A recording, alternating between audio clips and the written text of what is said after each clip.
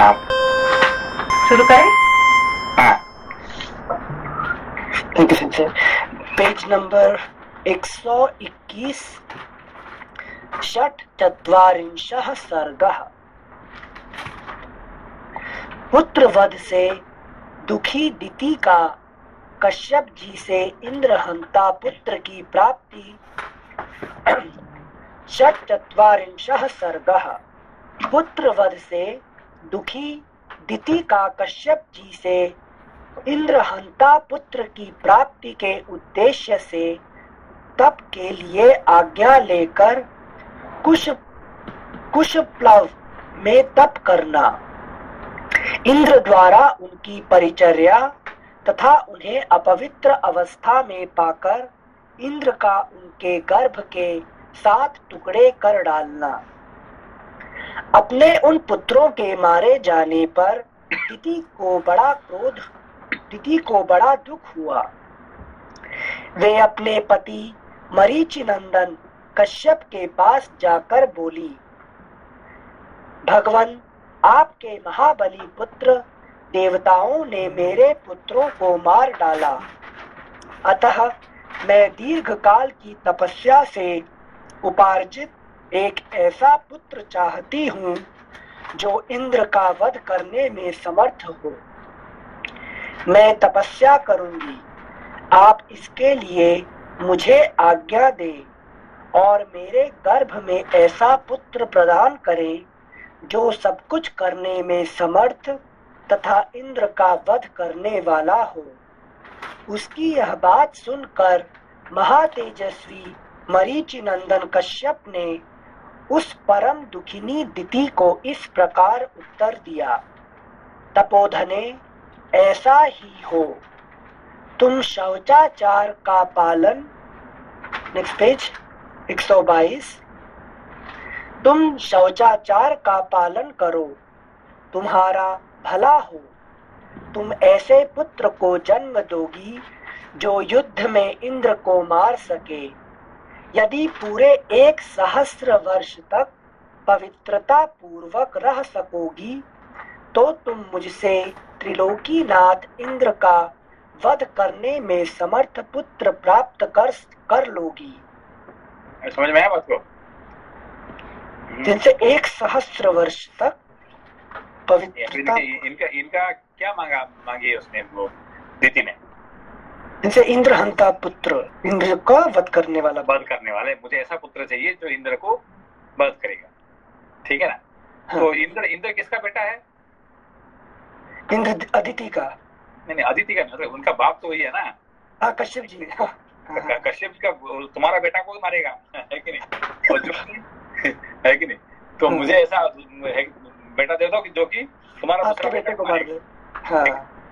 कौन सा बाप को ये अच्छा लगेगा? है कि नहीं? तो फिर वो क्या बोले, जानते हैं कि ये इसका प्रॉब्लम क्या है कि नहीं?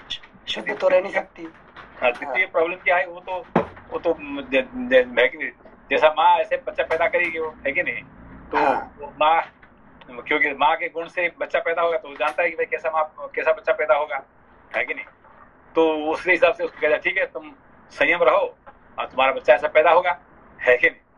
तो कोशिश तो जरूर की उसने बहुत, है कि नहीं, मगर आखिरी में कहीं ना कहीं फंस जाती है, ठीक है ना?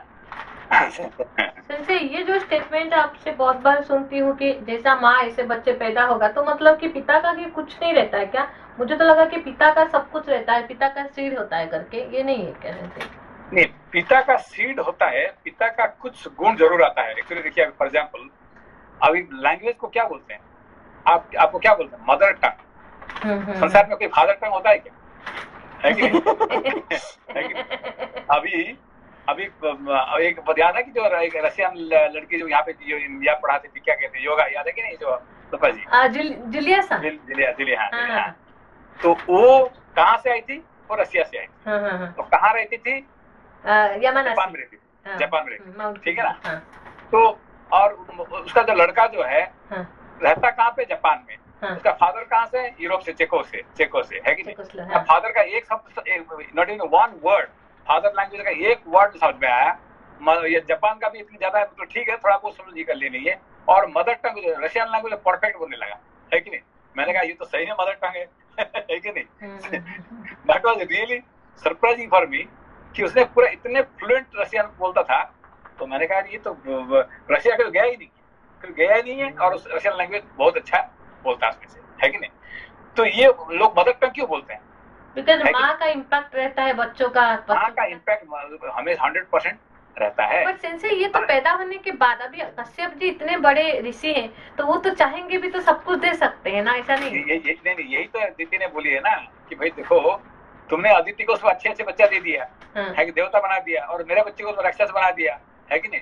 तो तुम इतना बड़ा ऋषि, इतना बड़ा महर्षि हो और तुम चाहते तो क्या तुम इंद्र से बच्चा नहीं पैदा कर सकते है कि नहीं।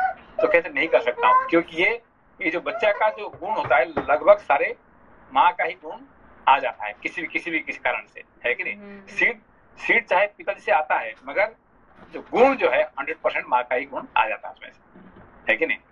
तो ये यहाँ पे ये बात है, दीति अदिति जितने सारे देखिए बाप सबका एक ही है, और बेटा किसका सांप पैदा होता है, किसका देवता पैदा होता है, किसका राक्षस पैदा होता है कि नहीं। सब अलग अलग पैदा, क्यों? माँ की गुण से सबका अलग अलग ये होता है। ये यहाँ से आपको समझना चाहिए, ठीक है ना।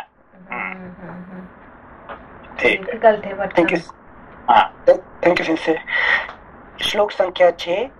यदि पूरे 1 सहस्र वर्ष तक पवित्रता पूर्वक रह सकोगी तो तुम मुझसे त्रिलोकीनाथ इंद्र का वध करने में समर्थ पुत्र प्राप्त कर लोगी।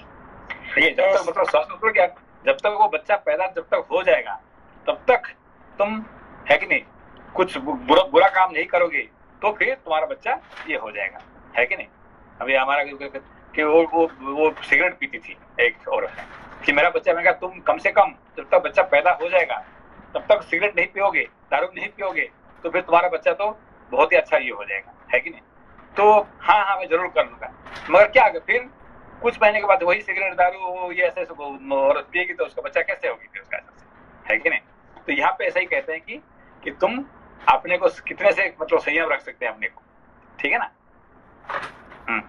यस सिंसे, थैंक यू सिंसे।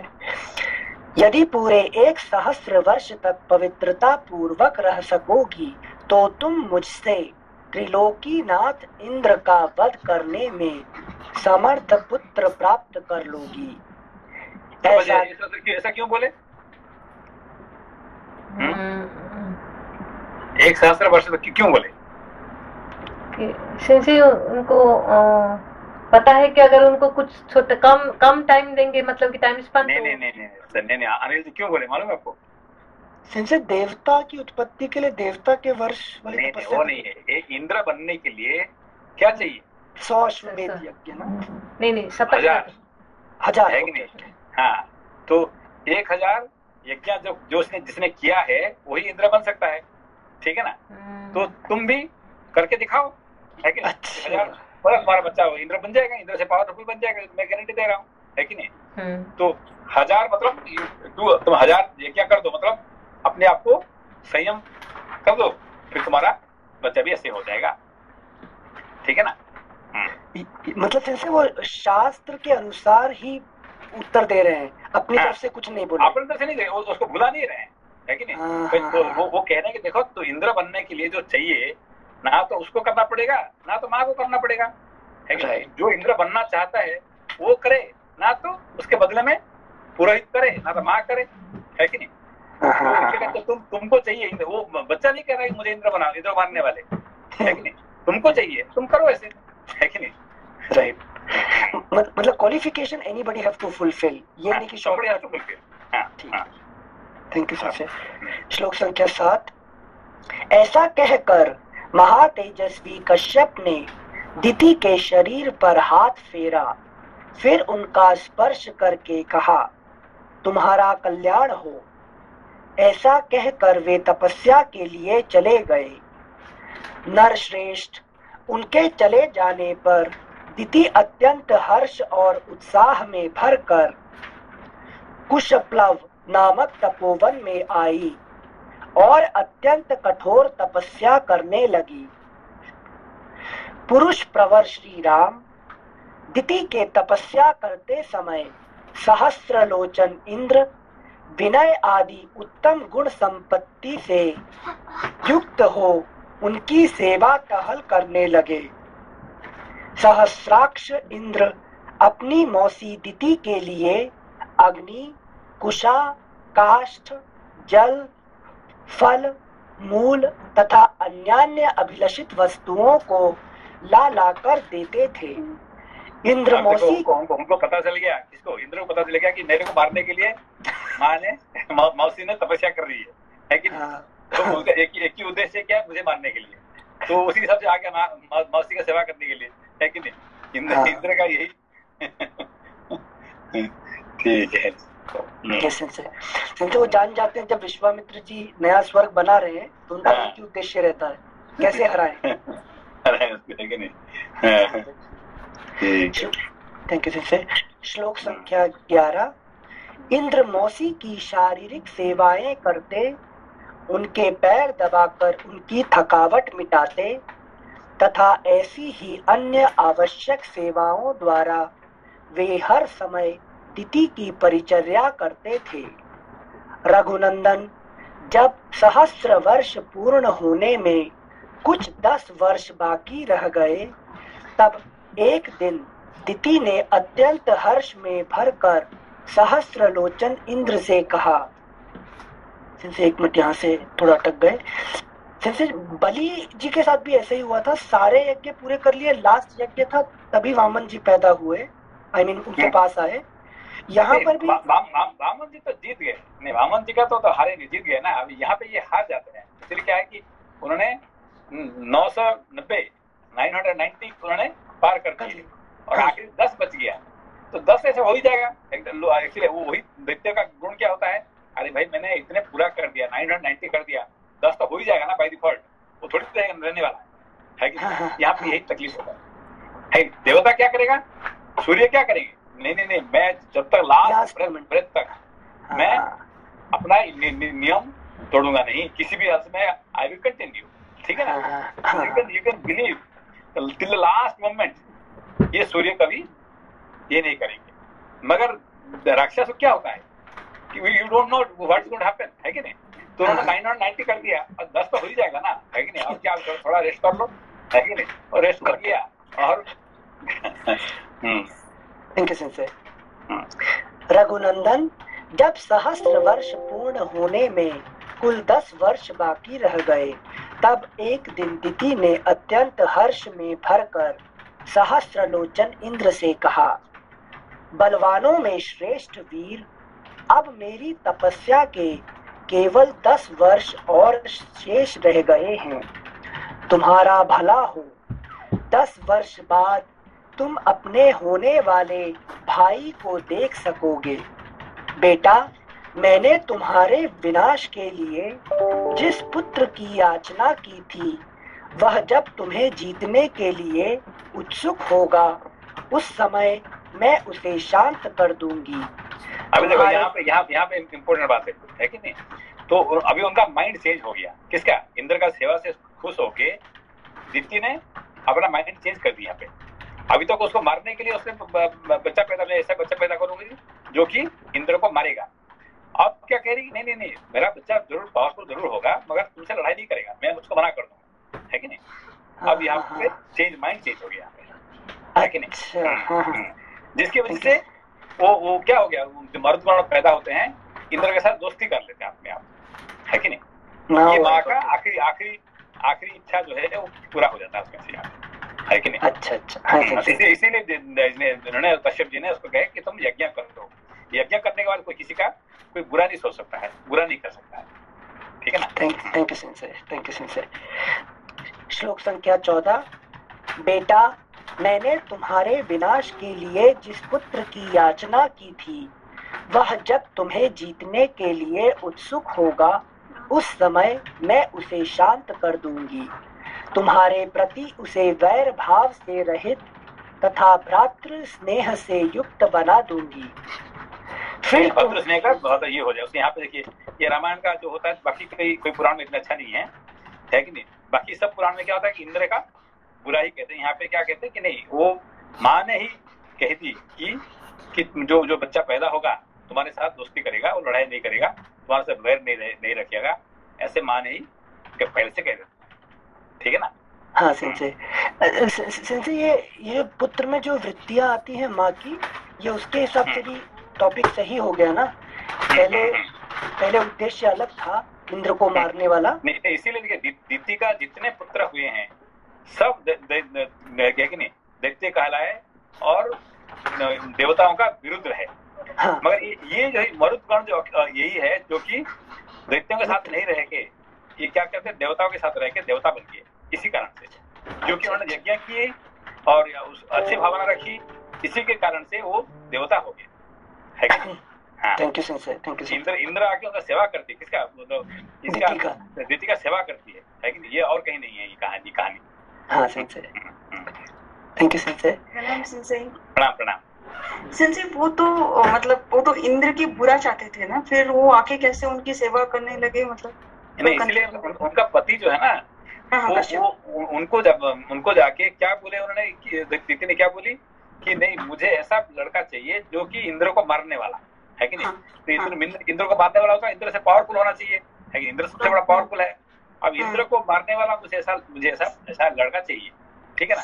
तो ये तो मना नहीं कर सकता ना, जो जैसे मांगता है तो उसको तो देना पड़ेगा। भाई ठीक है, ओके, मैं तुमको दे दूंगा, जरूर दे दूंगा, मगर एक कंडीशन पे। क्या है कि तुम यज्ञ करो, तो अपने को संयम करो, है कि नहीं।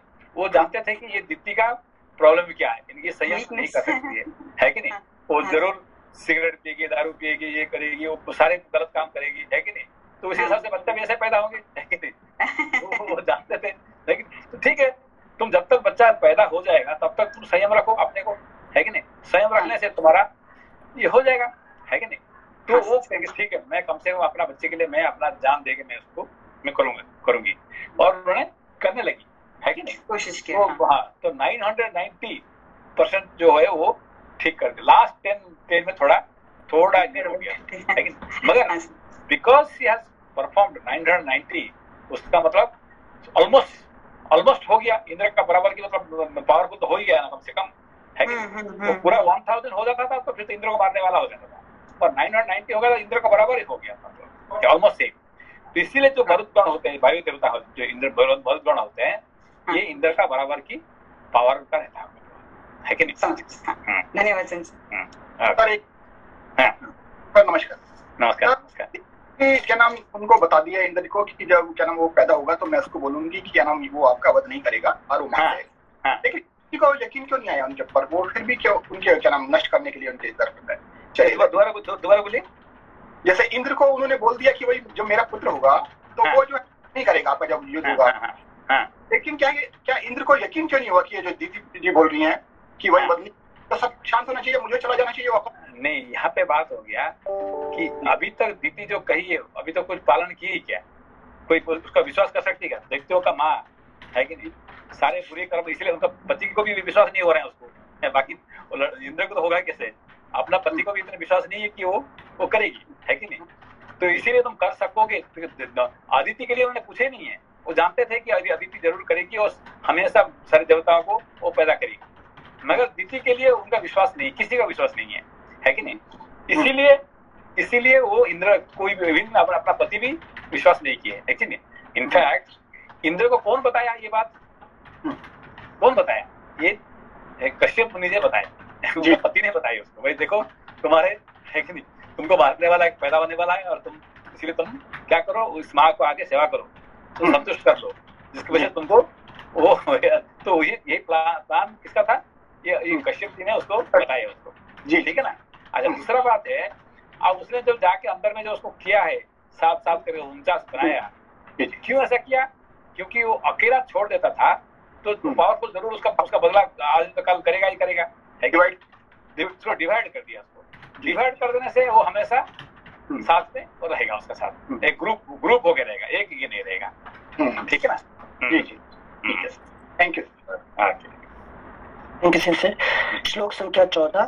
बेटा, मैंने तुम्हारे विनाश के लिए जिस पुत्र की याचना की थी, वह जब तुम्हें जीतने के लिए उत्सुक होगा उस समय मैं उसे शांत कर दूंगी। तुम्हारे प्रति उस वैर भाव से रहित तथा भ्रातृ स्नेह से युक्त बना दूंगी। फिर तुम उसके साथ रहकर उसी के द्वारा की हुई त्रिभुवन विजय का सुख निश्चिंत होकर भोगना।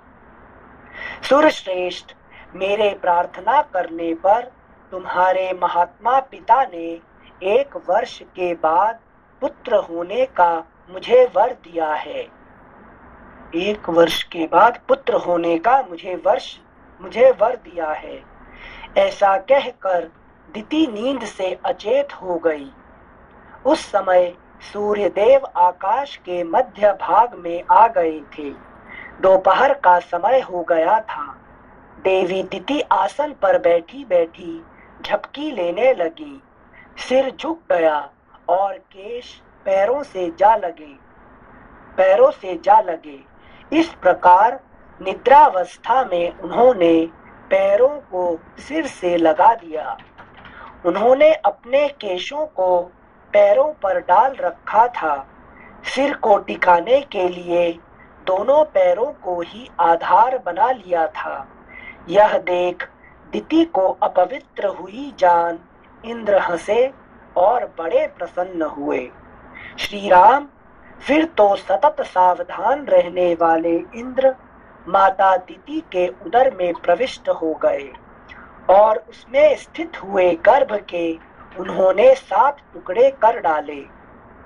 श्री राम उनके द्वारा 100 पर्वों वाले वज्र से विदीर्ण किए जाते समय वह गर्भस्थ बालक जोर जोर से रोने लगे।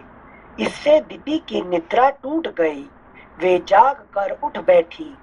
तब इंद्र ने उस रोते हुए गर्भ से कहा, भाई मत रो। परंतु महातेजस्वी इंद्र ने रोते रहने पर भी उस गर्भ के टुकड़े कर ही डाले। Next page 123। उस समय दिति ने कहा, इंद्र, बच्चे को ना मारो। माता के वचन का गौरव मानकर इंद्र सहसा उदर से निकल आए। फिर वज्र सहित इंद्र ने हाथ जोड़कर दिति से कहा, देवी, तुम्हारे सिर के बाल पैरों से लगे थे। इस प्रकार तुम अपवित्र अवस्था में सोई थी। यही छिद्र पाकर मैंने इस इंद्रहंता बालक के 7 टुकड़े कर डाले हैं। इसलिए माँ, तुम मेरे इस अपराध को क्षमा करो। इस प्रकार श्री वाल्मीकि निर्मित आर्ष रामायण आदि काव्य के बाल कांड में 46वां सर्ग। तो यहाँ पे इंद्र भी अपना गलती बता रहा है और दिति भी अपना गलती बता रहे हैं। ये मतलब एक दूसरे को है कि नहीं समझा रहे हैं। ऐसा नहीं कि दुश्मनी है कि नहीं। ये बहुत इंटरेस्टिंग टॉपिक है रामायण का ये टॉपिक। हाँ जैसे मतलब कोई अपने आप को हायर नहीं दिखाने का कोशिश कर नहीं दिखा रहे हैं। क्योंकि बाकी पुराण बाकी जगह क्या होता है कि एक विलेन हो जाता है और एक हीरो हो जाता है कि नहीं। एक परमानेंट हीरो। यहाँ पे क्या कोई हीरो कोई विलेन नहीं होते, सब अपना अपना जगह पे एक ही रहते हैं। Thank you सिंसे। सप्तचत्वारिंशः सर्गः। दिति का अपने पुत्रों को मरुदगण बनाकर देवलोक में रखने के लिए इंद्र से अनुरोध। इंद्र द्वारा उसकी स्वीकृति। दिति के तपोवन में ही इक्ष्वाकु पुत्र विशाल द्वारा विशाला नगरी का निर्माण तथा वहां के तत्कालीन राजा सुमति द्वारा विश्वामित्र मुनि का सत्कार। इंद्र द्वारा अपने गर्भ के 7 टुकड़े कर दिए जाने पर देवी दिति को बड़ा दुख हुआ।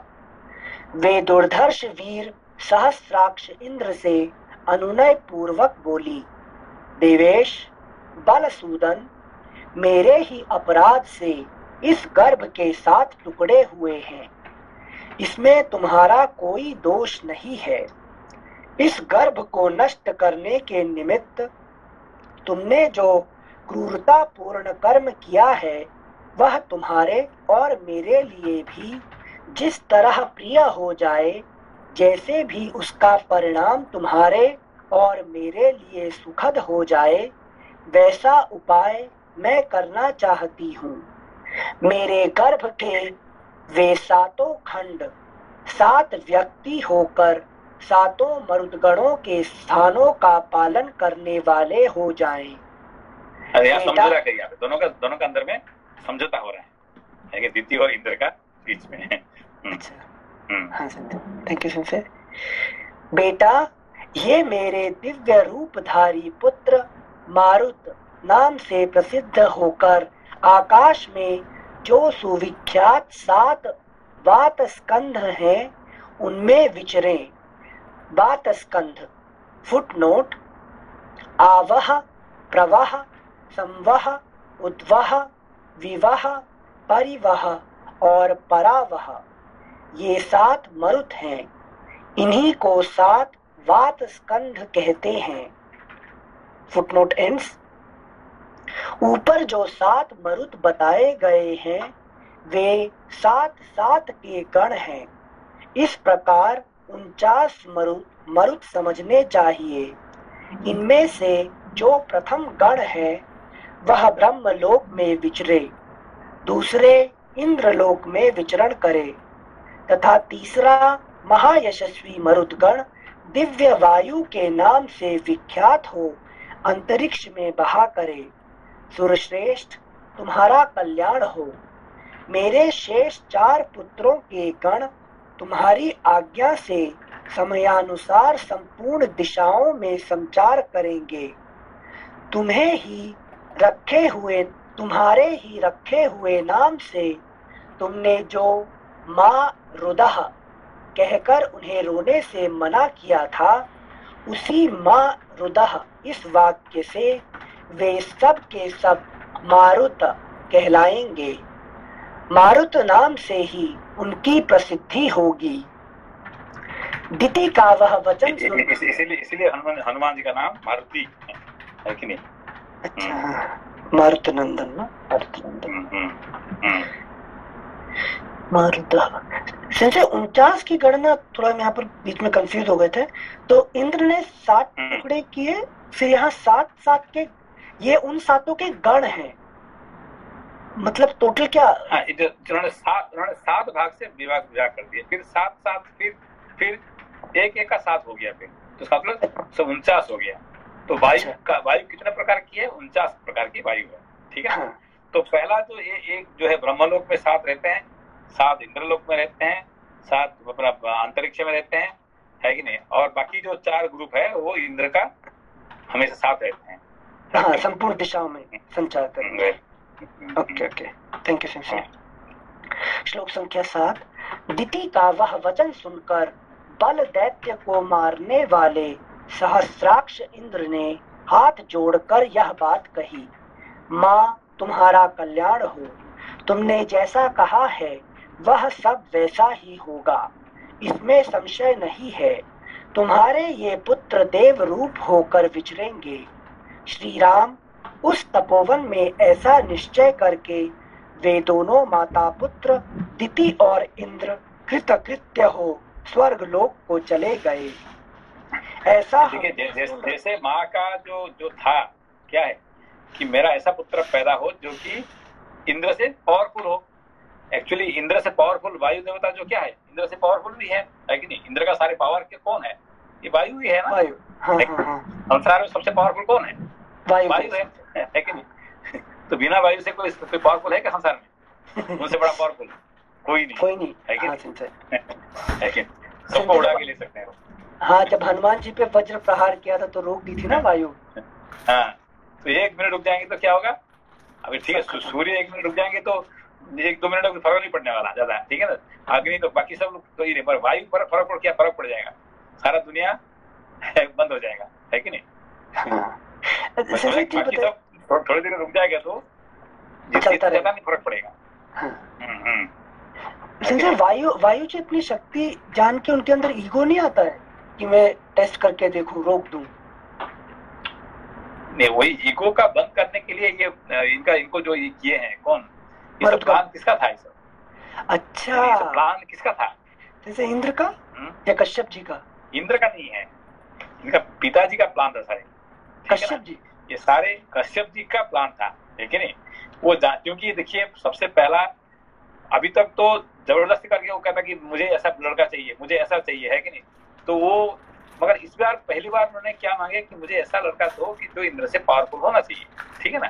तो उन्होंने कहा कि ठीक है, तुमको ऐसा चाहिए था, तुम 1000 साल तुम ऐसा 1000 यज्ञ कर लो। तो उन्होंने मांग ली, कोशिश की, है कि ना। ऑफकोर्स लास्ट मोमेंट में उसने नहीं कर पाई, मगर उसने कर ली।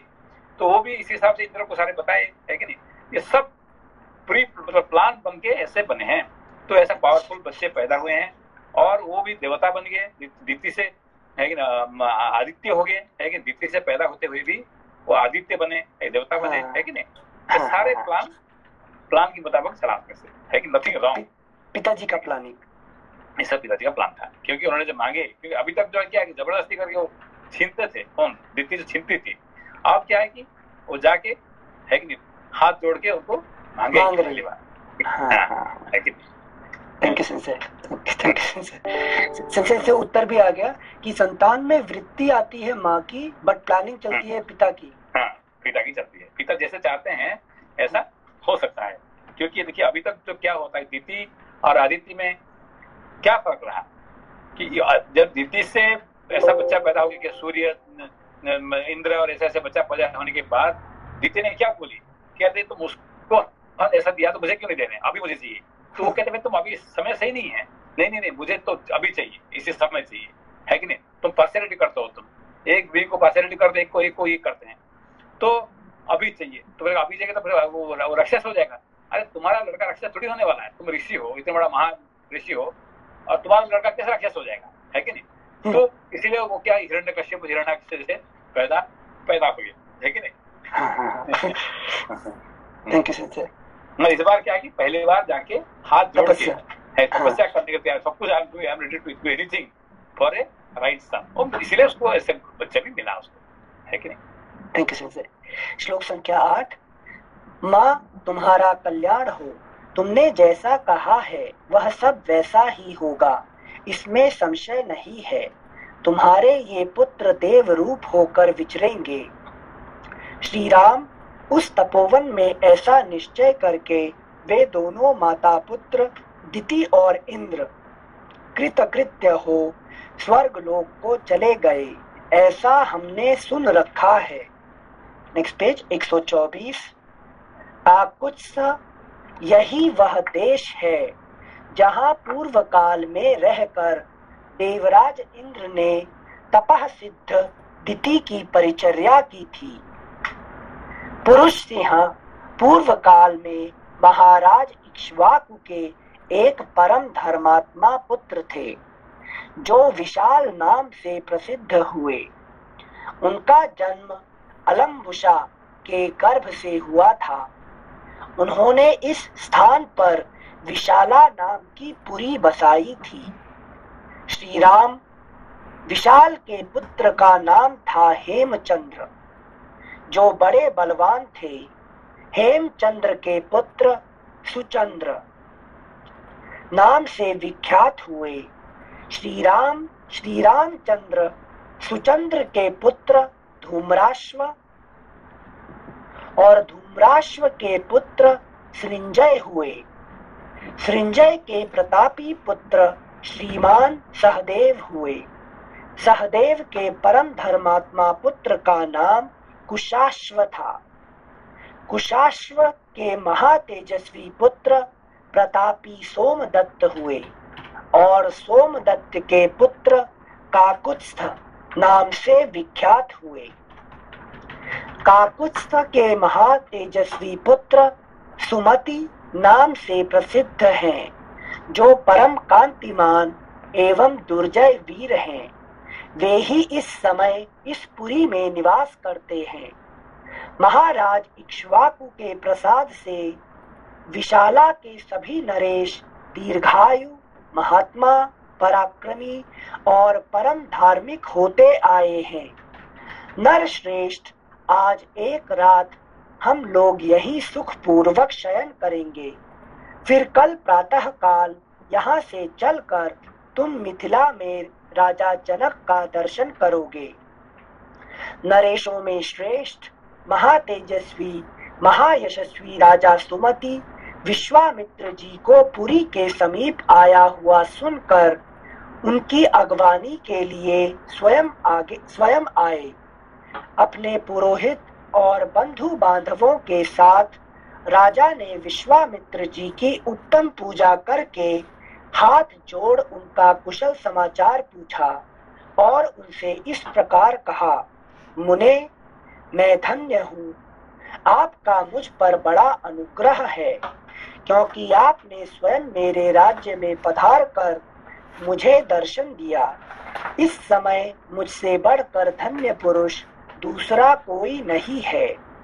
इस प्रकार श्री वाल्मीकि निर्मित आर्ष रामायण आदि काव्य के बाल कांड में 47वां सर्ग। अष्टचत्वारिंशः सर्गः। राजा सुमति से सत्कृत हो एक रात विशाला में रहकर मुनियों सहित श्री राम का मिथिलापुरी में पहुंचना और वहां सूने आश्रम के विषय में पूछने पर विश्वामित्र जी का उनसे अहल्या को शाप प्राप्त होने की कथा सुनाना।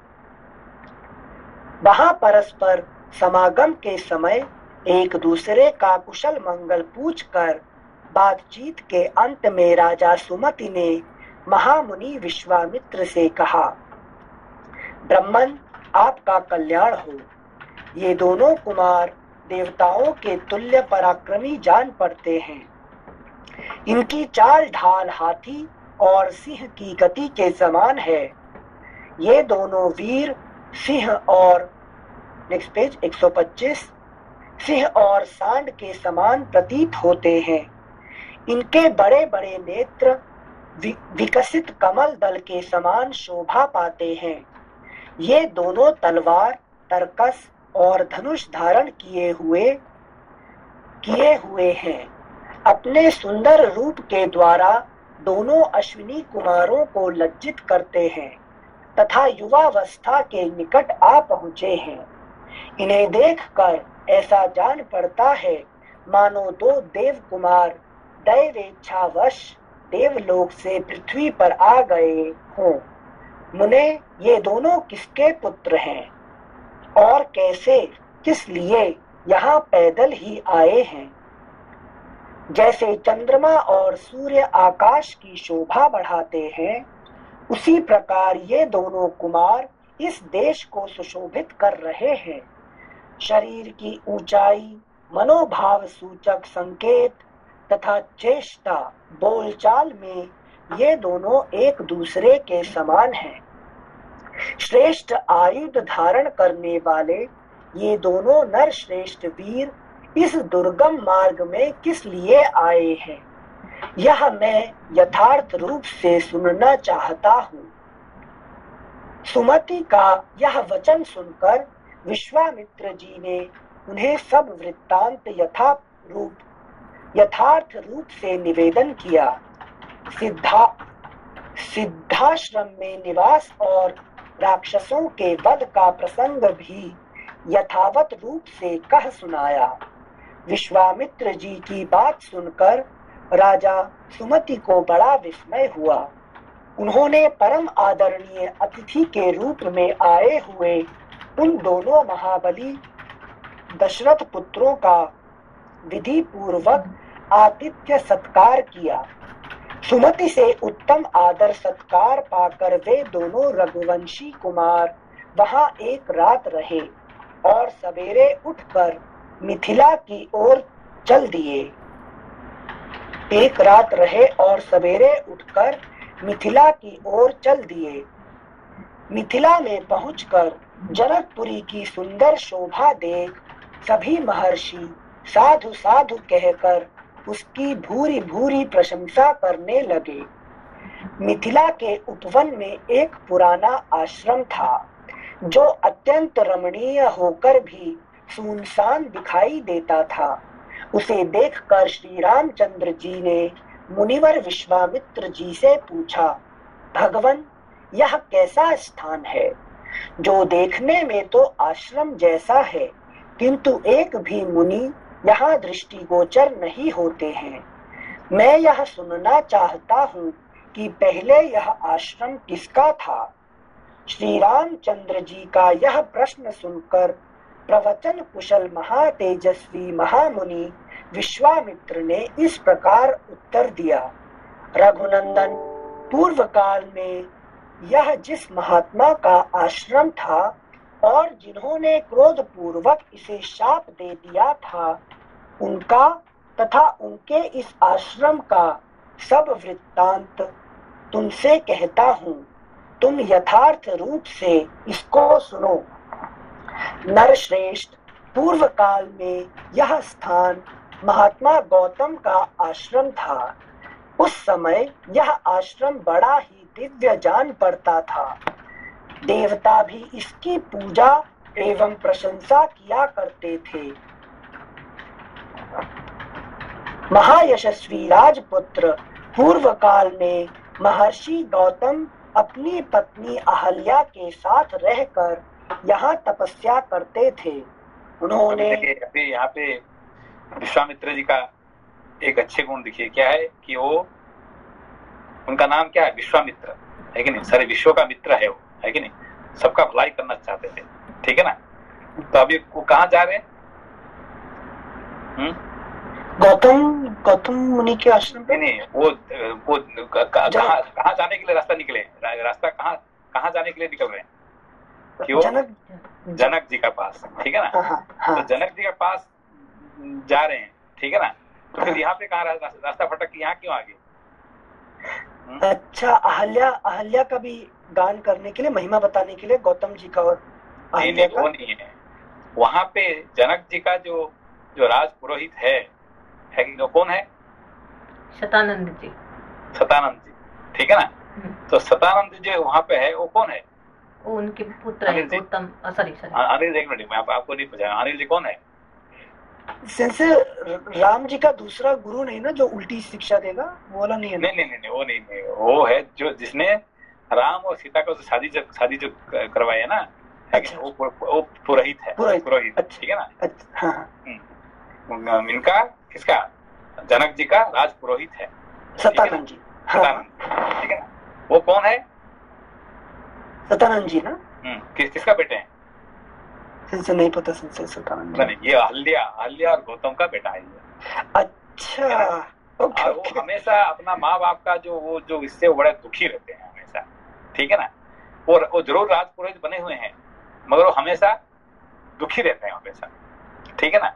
तो उनको खुश करने के लिए तो जाने से पहले, क्योंकि वो जरूर पूछेंगे भाई आपने दुनिया का भला करते हैं, मेरे लिए क्या किया आपने, है कि नहीं। कौन कहेंगे? शतानंद जी पूछेंगे कि आप तो विश्वामित्र है, विश्व का मित्र है, मेरा तो मित्र नहीं बने आपने, है कि नहीं। अच्छा, इसीलिए उन्होंने उनका मित्र बनने के लिए पहले उनका काम करके फिर जाते हैं मिलने के लिए, ठीक है ना। अच्छा। हाँ। तो यस, क्योंकि वो विश्वामित्र जो है सबका मित्र है कि नहीं। तो इसीलिए ये यहाँ पे है कि सदानंद जी को खुशखबरी बताएंगे, है कि नहीं, अहल्या का उद्धार करेंगे। ये सब काम कौन करते हैं? ये सब विश्वामित्र जी करते हैं, ठीक है ना। सेंसे ये एक तरीके से, मतलब दिस इज ऑल्सो स्ट्रैटेजी, नहीं? मतलब विश्वामित्र जी जानते हैं कि हम जहाँ जा रहे हैं उसका बेनिफिट कैसे कर सकते हैं। नहीं, इसीलिए ये सदानंद जी, है कि नहीं, ये जो विश्वामित्र का कहानी कौन बताते हैं? इस विश्वामित्र का जो आपने जितने कहानी सुनते हैं, ये कहानी कौन कहते हैं? कौन? सदानंद जी कहते हैं, है कि नहीं। यहाँ पे देखिए इंटरेस्टिंग पॉइंट है, क्योंकि अपना गुण थोड़ी बखान करेंगे विश्वामित्र जी, है कि नहीं। हाँ। तो उनका कौन कहते हैं? सदानंद जी। क्या कहते हैं कि देखो, ये जो विश्वामित्र जो है ना, ये आपको बुलाए, ये चाहते थे 2 मिनट में राक्षस को सब जला सकते थे, उनका पास इतनी कैपेसिटी है कि नहीं। मगर वो सबका भला करने के लिए वो सबको ऐसे करते हैं, वो, है कि नहीं। वो कम मत समझो, ये, है कि नहीं, ये महान ब्रह्मर्षि है कि नहीं। मगर सबका भलाई करने के लिए ये दुनिया घूमते रहते हैं, है कि नहीं। हाँ। ये आखिरी में सदानंद जी का मुंह से निकला ये सब, है कि नहीं। Thank you sensei. श्लोक संख्या 15। सेंसे, हमने जब ये पढ़ा था ना कि एक रात के लिए रुक गए, तो हमें याद आया था कि आप हमेशा बोलते हो तीर्थ जब भी जाओ तो एक दिन रुक जाया करो। तो शायद इनके दिमाग में आया होगा एक रात रुक जाओ तीर्थ में, तो डाइग्रेस करके जनक जी के यहाँ जाने से पहले कहीं पहले पड़ाव डाल के फिर जाओ। वो रोंगरी रिलेट कर रहे थे। हाँ सर। श्लोक संख्या 15। नरश्रेष्ठ, पूर्व काल में यह स्थान महात्मा गौतम का आश्रम था। उस समय यह आश्रम बड़ा ही दिव्य जान पड़ता था। देवता भी इसकी पूजा एवं प्रशंसा किया करते थे। महायशस्वी राजपुत्र, पूर्व काल में महर्षि गौतम अपनी पत्नी अहल्या के साथ रहकर यहाँ तपस्या करते थे। उन्होंने बहुत वर्षों तक यहाँ तप किया था। एक दिन जब महर्षि गौतम आश्रम पर नहीं थे, उपयुक्त अवसर समझकर शचीपति इंद्र गौतम मुनि का वेश धारण किए वहां आए और अहल्या से इस प्रकार बोले। सदा सावधान रहने वाली सुंदरी, रति की इच्छा रखने वाले प्रार्थी पुरुष ऋतु काल की प्रतीक्षा नहीं करते हैं। सुंदर कटी प्रदेश वाली सुंदरी, मैं इंद्र तुम्हारे साथ, नेक्स्ट पेज 126, तुम्हारे साथ समागम करना चाहता हूँ। रघुनंदन, महर्षि गौतम का वेश धारण करके आए हुए इंद्र को पहचान कर भी उस दुर्बुद्धि नारी ने, अहो देवराज इंद्र मुझे चाहते हैं, इस कौतूहलवश उनके साथ समागम का निश्चय करके वह प्रस्ताव स्वीकार कर लिया। अभी यहाँ देखो, यहाँ पे विश्वामित्र जी का अच्छे गुण देखो, उसको गाली देते हैं, है कि नहीं, उन्होंने गलती की है ये, मगर तो भी उनको रक्षा करने के लिए, उनको हेल्प करने के लिए वहां जा रहे हैं। यहाँ देखो विश्वामित्र जी का कितने अच्छे गुण है कि ये नहीं कि उसको प्रशंसा कर रहे हैं, ये ऐसे ऐसे गलती की उन्होंने, ये किए, इसके ऐसे उसको कह रहे हैं, तो भी उनको हेल्प करने के लिए कोई पूछता नहीं है और वो जा रहे हैं। ठीक है ना। Thank you sir. रति के पश्चात उसने देवराज इंद्र से संतुष्ट चित्त होकर कहा, सुरश्रेष्ठ, मैं आपके समागम से कृतार्थ हो गई। प्रभो, अब आप शीघ्र यहाँ से चले जाइए। देवेश्वर, महर्षि गौतम के कोप से आप अपनी और मेरी भी सब प्रकार से रक्षा कीजिए। तब इंद्र ने अहल्या से हंसते हुए कहा, सुंदरी, मैं भी संतुष्ट हो गया। अब जैसे आया था उसी तरह चला जाऊंगा।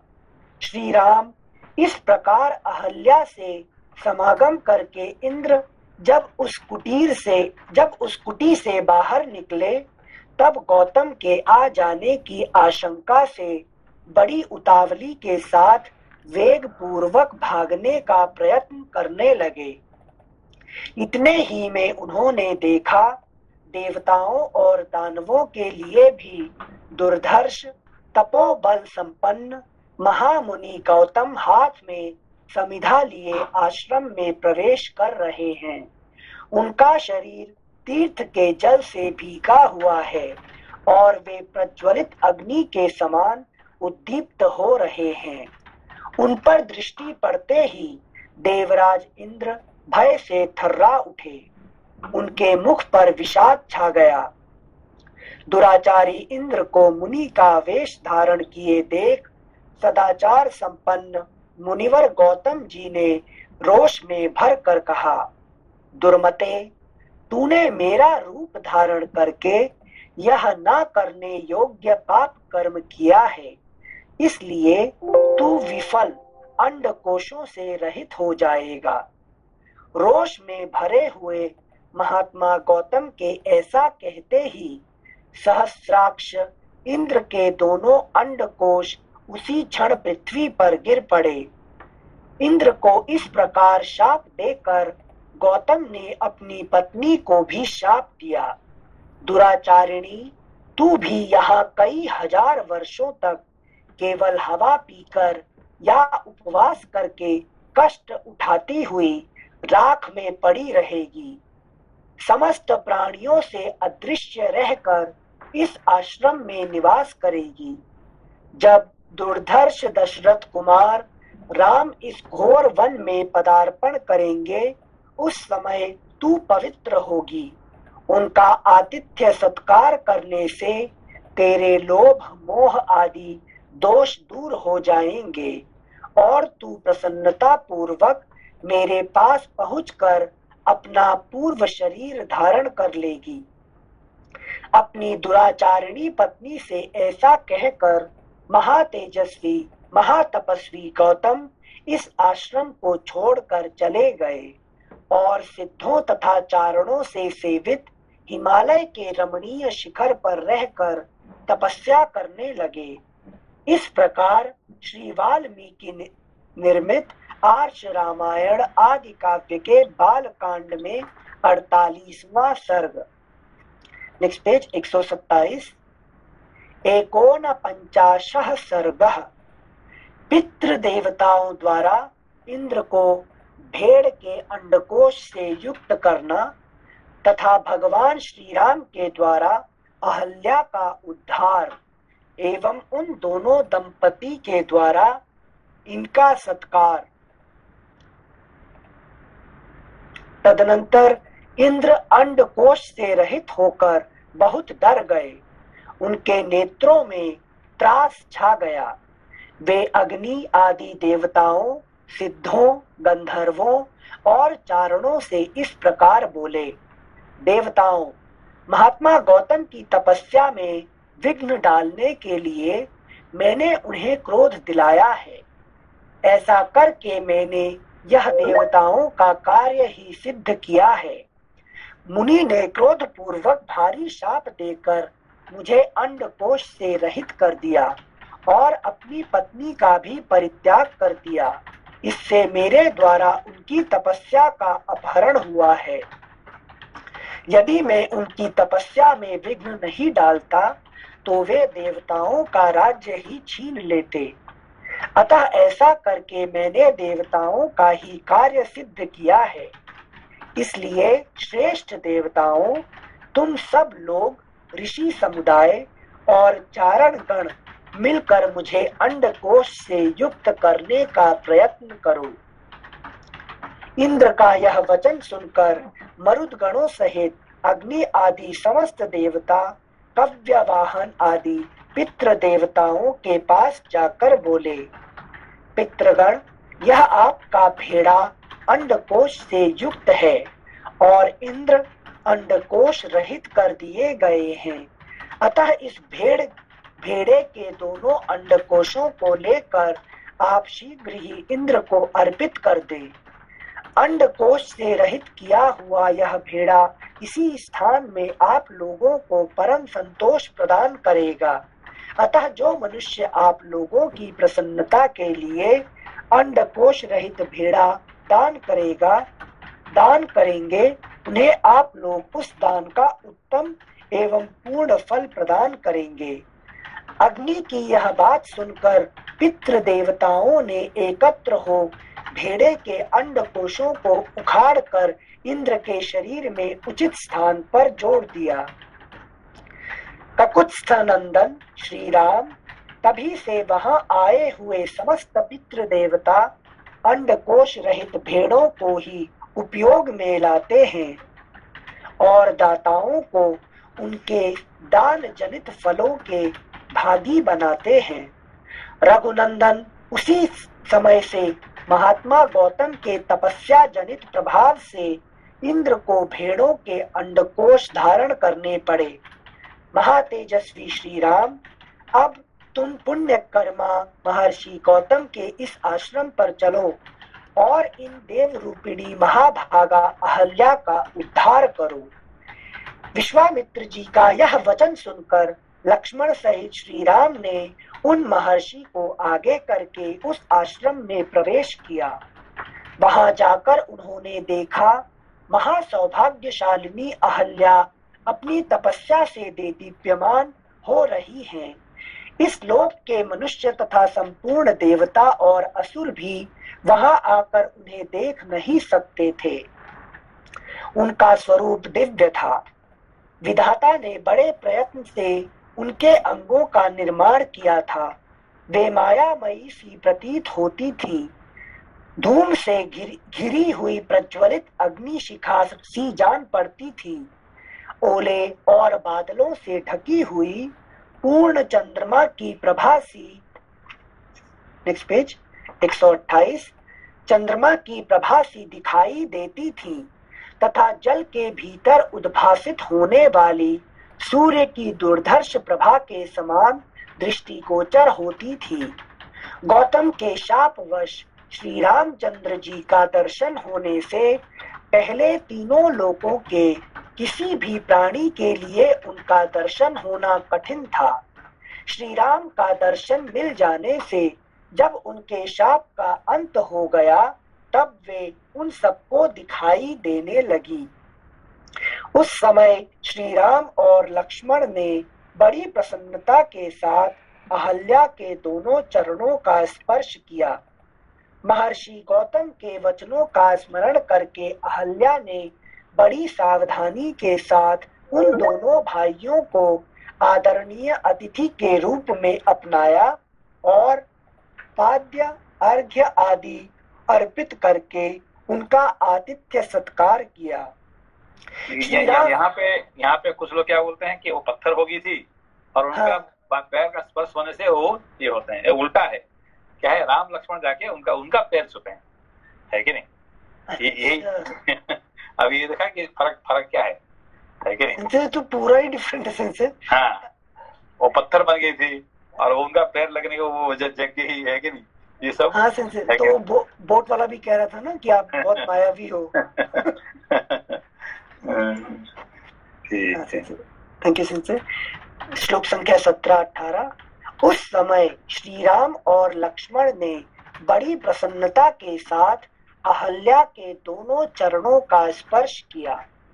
महर्षि गौतम के वचनों का स्मरण करके अहल्या ने बड़ी सावधानी के साथ उन दोनों भाइयों को आदरणीय अतिथि के रूप में अपनाया और पाद्य अर्घ्य आदि अर्पित करके उनका आतिथ्य सत्कार किया।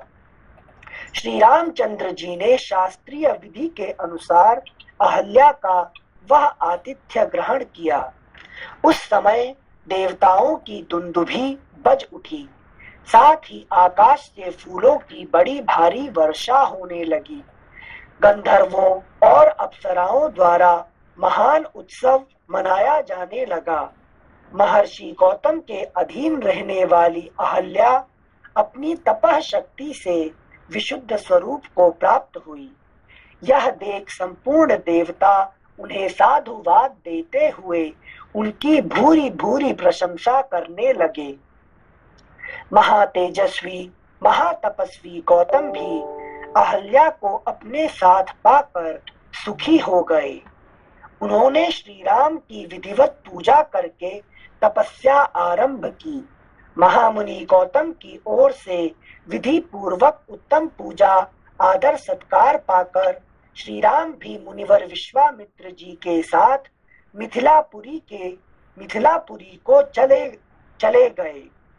इस प्रकार श्री वाल्मीकि निर्मित आर्ष रामायण आदि काव्य के बाल कांड में 49वां सर्ग 50 सर्ग श्री राम आदि का मिथिला गमन, राजा जनक द्वारा विश्वामित्र का सत्कार तथा उनका श्री राम और लक्ष्मण के विषय में जिज्ञासा करना एवं परिचय पाना। तदनंतर लक्ष्मण सहित श्री राम विश्वामित्र जी को आगे करके महर्षि गौतम के आश्रम से ईशान कोण की ओर चले और मिथिला नरेश के यज्ञ मंडप में जा पहुंचे। वहां लक्ष्मण सहित श्री राम ने मुनि श्रेष्ठ विश्वामित्र से कहा, महाभाग, महात्मा जनक के यज्ञ का समारोह तो बड़ा सुंदर दिखाई दे रहा है।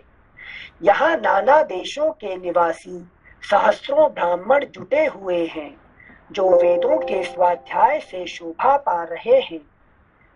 ऋषियों के बाड़े सैकड़ों छक्कड़ों से भरे दिखाई दे रहे हैं। ब्राह्मण, अब ऐसा कोई स्थान निश्चित कीजिए जहां हम लोग भी ठहरे। श्री रामचंद्र जी का यह वचन सुनकर समझ में आई बात कि देखिए कि ये नहीं कि कि सीधा राजा उनका घर में जा रहे हैं और हम आगे हम है कि नहीं, वो हम जा रहे हैं उनका राज्य में जा रहे हैं और अपना जगह हम खुद ही है कि कहीं ठहरेंगे, लेकिन यहाँ पे बात है कि नहीं, ये नहीं कि सीधा राजा के पास जाते हम आगे और हमारे लिए होटल का बंदोबस्त कर लो, गेस्ट हाउस कर दो, है कि नहीं। ये इंटरेस्टिंग है कि नहीं। हाँ थैंक यू सर। श्लोक संख्या 4। ऋषियों के बाड़े सैकड़ों छकड़ों से भरे दिखाई दे रहे हैं। ब्राह्मण, अब ऐसा कोई स्थान निश्चित कीजिए जहां हम लोग भी ठहरें। श्री रामचंद्र जी का यह वचन सुनकर महामुनि विश्वामित्र ने एकांत स्थान में डेरा डाला जहां पानी का सुविधा था। नहीं, वहां पे जाके हम ठहरेंगे जहाँ पानी का है कि नहीं सुविधा, जहाँ पे नहा सकते हैं है कि नहीं, फिर पी सकते हैं, ऐसी जगह पे हम ठहरेंगे है कि उनको हम तकलीफ नहीं देंगे। किसको? जनक जी को तकलीफ नहीं देंगे। अपना घर हम जगह हम खुद ठहर सकते हैं, ठीक है ना। ये पूरी बात। हाँ लेकिन साधुओं के लिए अच्छा राम जी भी साथ में ना, अगर अकेले विश्वामित्र जी होते तो चले जाते डायरेक्ट। नहीं वो नहीं वही तो बात है ना कि ये जो है जो ऋषि महर्षि ये दूसरे का ऊपर ये नहीं करने के है कि नहीं, बोझ नहीं डालना चाहते हैं अपने का, ठीक है ना। Okay thank you sir, thank you. श्लोक संख्या 5। श्री रामचंद्र जी का यह वचन सुनकर महामुनि विश्वामित्र ने एकांत स्थान में डेरा डाला जहां पानी का सुविधा था। अनिंद्य उत्तम आचार विचार वाले नृप श्रेष्ठ महाराज जनक ने जब सुना कि विश्वामित्र जी पधारे हैं, तब वे तुरंत अपने पुरोहित शतानंद को आगे करके अर्घ्य लिए। Next page 129। विनीत भाव से उनका स्वागत करने को चल दिए। देखो जब ये महाराज जब सुने हैं वो दौड़ भाग के आए हैं, भाई ये तो हमारे घर में नहीं रहे कि ये कहाँ पे कोई नदी का किनारे पे कैसे बैठ सकते हैं, है कि नहीं। तो वो उनका आदर है, ठीक है ना। वो खुद नहीं जैसा नहीं जाना चाहिए, और राजा जब बुलाएंगे जाएंगे तो फिर ठीक है वो चले जाएंगे, ठीक है ना। तो यही स्पेशलिटी यहाँ पे जिनसे ये भी डर गए क्या विश्वामित्र जी सूर्यवंशी के लिए टेंशन में रहते? नहीं वो नहीं, मतलब इतने बड़ा महान ब्रह्मर्षि आते हैं हमारे जगह पे और हमारे घर में नहीं रहे कि क्या वैसे क्या रास्ता में कहीं सो जाएंगे क्या, ऐसा हम चाहते हैं क्या, है कि उसको भी और कौन ऋषि ये तो जनक जी से महाराज है कि नहीं। तो यहाँ पे ये बात आता है, और उनके साथ कौन आते हैं? सतानंद जी आते हैं, है कि नहीं। वो शब्द जानते थे, ये सतानंद जरूर आएंगे, ठीक है ना। ठीक है बंद करते हैं, फिर कॉल करेंगे। ठीक, प्रणाम सेंसे। नमस्कार। नमस्कार।